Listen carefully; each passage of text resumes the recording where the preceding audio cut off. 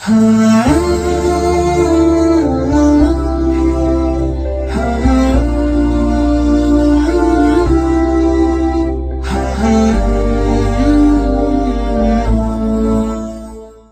باللہ من الشیطان الرجیم بسم اللہ الرحمن الرحیم استغفر اللہ ربی و اتوب الیہ۔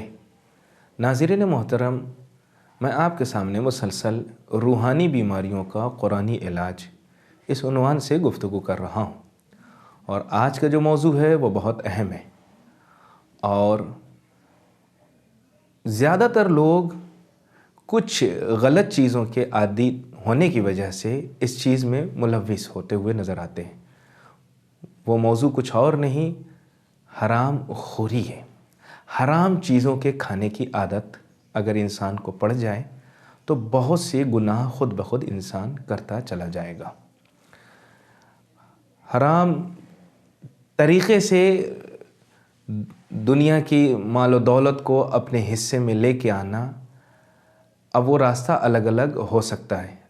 ایک طریقہ یہ ہے کہ اللہ نے ہر انسان کی قسمت میں حلال رزق جتنا رکھا ہے اس پہ انسان راضی رہے، مگر جب انسان فطرت کے طریقے سے الگ ہو کر دنیا دل میں بسائے رہے گا تو پھر وہ جتنا بھی دولت ہو، جتنی بھی چیزیں ہوں، وہ اسے سمیٹنے کی کوشش کرے گا، چاہے وہ حرص کی بنیاد پر، چاہے وہ ناجائز طریقے سے کسی بھی کام کو کرنے کے لیے وہ آمادہ ہو جاتا ہے۔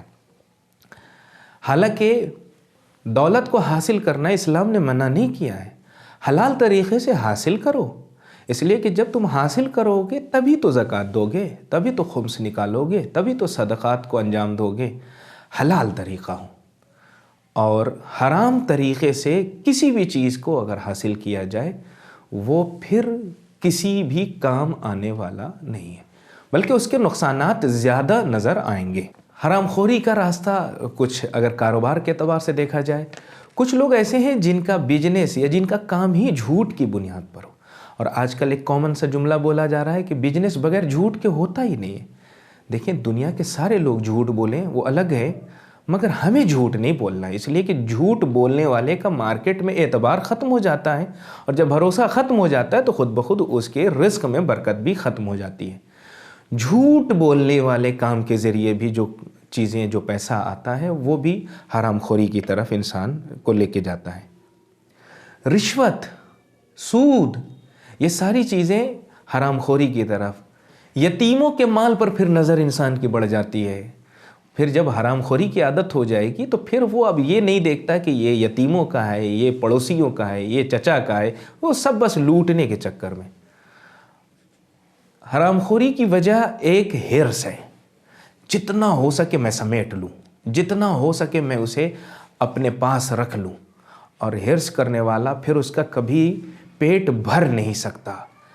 جتنا دنیا سے اس کی محبت بڑھتی چلی جائے گی اتنا ہی زیادہ وہ لالچی ہوگا، اور جتنا ہی لالچی ہوگا اتنا ہی وہ حرام کام کو کرنے پر آمادہ ہوگا، اور ہر غلط طریقے سے وہ مال کو جمع کرنے کی کوشش کرے گا۔ اب ذرا اس بات کو سمجھنے کی ضروری ہے کہ ہم ذرا دیکھیں کہ مال حرام کے مصداق کیا ہیں۔ لوگوں کے مال کو غصب کرنا، آج کل بہت سے لوگ ایک حق یعنی محنت کا پیسہ اور ایک بغیر محنت کا لوگ دبانا چاہتے ہیں، کسی کا بھی حق دوسروں کا مارنا چاہتے ہیں، یہ سارا۔ مگر یاد رہے، جب کسی بھی قوم یا کسی بھی خاندان کو اگر حرام کھانے کی عادت ہو گئی، پھر اس کے بعد کی نسلیں پھر اچھی نسلیں نہیں آئیں گی۔ حرام خوری کے مصداق کو اگر دیکھنا ہے تو بہت سی جگہوں پہ دیکھا جا سکتا ہے۔ کسی کو متولی بنایا گیا، کسی کو مسجد کا ٹھیکیدار بنایا گیا، تو جہاں اس کو امانت زیادہ دکھانی تھی وہاں پر وہ غلط راستوں سے حرام خوری کا عادی ہو جاتا ہے۔ جب حرام چیزوں کے کھانے کا عادی ہو گیا، دوسروں کا حق کھانے لگا، تو یقین جانیے پھر اس کی نسلیں برباد۔ آپ دیکھ سکتے ہیں یہ دنیا میں نمونہ اس کا ہر جگہ مل سکتا ہے کہ جس نے بھی حرام کی عادت کی اس کا خاندان برباد ہو گیا، اس کی نسلیں برباد ہو گئیں، اس لیے کہ اللہ کو یہ پسند ہی نہیں ہے کہ کسی دوسرے کا حق کسی غلط راستے سے کوئی دوسرا لوٹ لے، یہ اللہ کو پسند نہیں ہے۔ اور جب حرام خوری کی عادت ہو جاتی ہے تو انسان چوری کی طرف بڑھ جاتا ہے، جوا کی طرف بڑھ جاتا ہے، انسان پھر کم بیچنے کا عادی ہو جاتا ہے۔ میں ہمیشہ تقوی کی تعریف یہ بھی کرتا ہوں کہ دیکھیں ہر آدمی کا تقوی الگ ہے۔ تقوی اگر کوئی مسجد میں مولانا ہے تو اس کا تقوی الگ ہے، کوئی اگر رسول ہے تو اس کا تقوی الگ ہے، کوئی امام ہے اس کا تقوی الگ ہے، مگر جو دکاندار ہے اس کا تقوی یہ نہیں ہے کہ وہ آ کے بہت زیادہ 4 گھنٹہ 5 گھنٹہ مسجد میں بیٹھے۔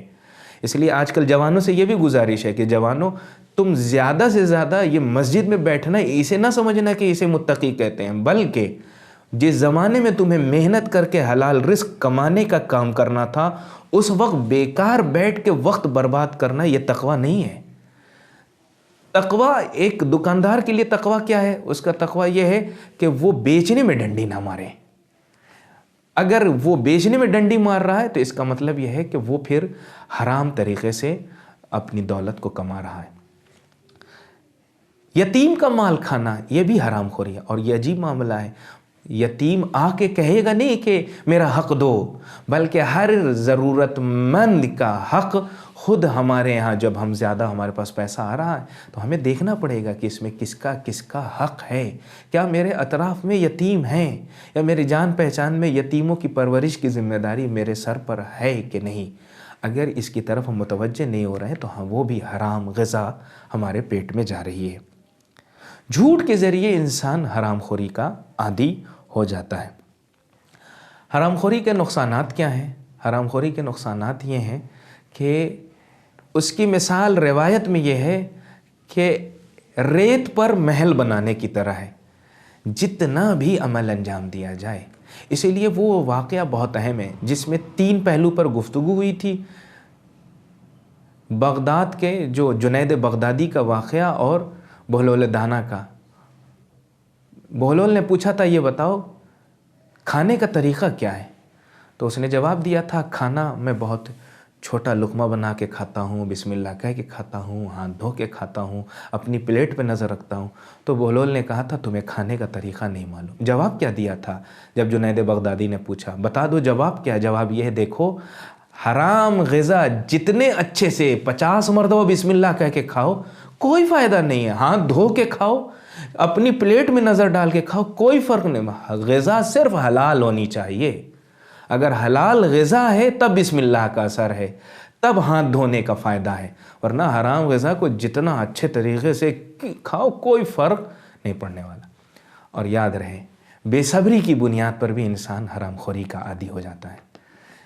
جو چیزیں اللہ کچھ دنوں کے بعد حلال راستے سے دینے والا ہے اسے بے صبری کی بنیاد پر ہم حرام طریقے سے اپنانے کی کوشش کرتے ہیں۔ جیسا کہ وہ واقعہ آپ جانتے ہیں، مولا کائنات نے گھوڑے کو ایک حفاظت کے لیے ایک شخص کو دیا کہ اس کی لگام کو دیکھتے رہنا۔ جب مولا آئے تو کیا دیکھا کہ اس کی لگام غائب ہو چکی ہے۔ مولا نے پھر قمبر کو بھیجا جاؤ بازار سے لگام لے کر آؤ۔ 2 درہم دیے، قمبر گئے تو وہاں کیا دیکھا کہ ایک شخص ہے جو کہہ رہا ہے کہ 2 درہم میں اس لگام کو لے لو۔ وہ لگام لے کر جب قمبر مولا کے پاس ہے، مولا نے کہا یہ وہی لگام ہے جو اس گھوڑے کی تھی، مگر اتفاق یہ ہے کہ یہی 2 درہم جو میں نے تمہیں دیا تھا جس سے تم خرید کے لائے ہو، میں نے یہ سوچا تھا کہ جس کو میں نے اس گھوڑے کو حوالے کیا تھا آخر میں اسے میں 2 درہم دوں گا، مگر بے صبری کی وجہ سے اس نے حلال چیز کو حرام میں تبدیل کر دیا۔ جو چیز کچھ دیر کے بعد اسے حلال طریقے سے ملنے والی تھی اب اسے وہ حرام طریقے سے ملی، اور وہ گناہگار بھی ہو گیا اور چوری کا الزام بھی اس کے سر آ گیا۔ اب حرام چیزوں سے بچنے کا راستہ کیا ہے؟ حرام چیزوں سے بچنے کا راستہ بہت اہم یہ ہے کہ ہم اپنی غذا حلال تلاش کریں، جیسا کہ قرآن نے کہا یا ایھا الذین آمنوا کلوا من الطیبات، کھاؤ مگر صرف پاکیزہ کھانا، صرف پاکیزہ، وہ بھی حلال ہو۔ پاکیزہ حلال چیزوں کو کھانے کے عادی ہو جاؤ، خود بخود سارے گناہ، ساری برائیاں، ساری بیماریاں روحانی ختم ہو جائیں گی۔ اسی لیے امام حسین نے کیا کہا تھا؟ کیوں لوگ امام حسین کی باتوں کو نہیں سن رہے تھے؟ قد ملئت بطونکم من مال الحرام، جب مال جب مال حرام سے پیٹ بھر جاتا ہے تو حسین کی بات بھی دنیا نہیں سمجھتی. اور آج بھی آپ کے معاشرے میں ایسے لوگ ملیں گے، جب ان کو آپ سنورنے کی بات بتائیے گا تو وہ کہیں گے ارے چھوڑیے، یہ آپ سے کام نہیں، آپ سے مطلب نہیں ہے، یہ چھوڑیے. یا کچھ لوگ کہتے ہیں یہ صرف تبلیغی مجلس پڑھتے ہیں، ارے صرف یہ نصیحت والی باتیں کرتے ہیں، یہ حلال حرام باتیں بتاتے رہتے.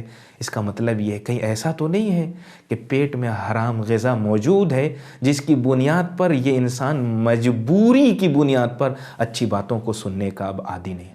رسولوں کا انکار کرنے والے زیادہ تر وہی لوگ رہے جو حرام کھانے کے عادی ہو گئے. اور آپ دیکھ سکتے ہیں جن لوگوں نے بھی حرام کھایا ان کی دنیا بھی گئی، آخرت بھی گئی. ان کے دنیا میں بھی ان کے اولاد ان کی برباد ہو گئی، ان کا نسب، ان کا سارا حساب ہو کے یہاں بھی رسوائی اور وہاں پہ بھی رسوائی ہوگی.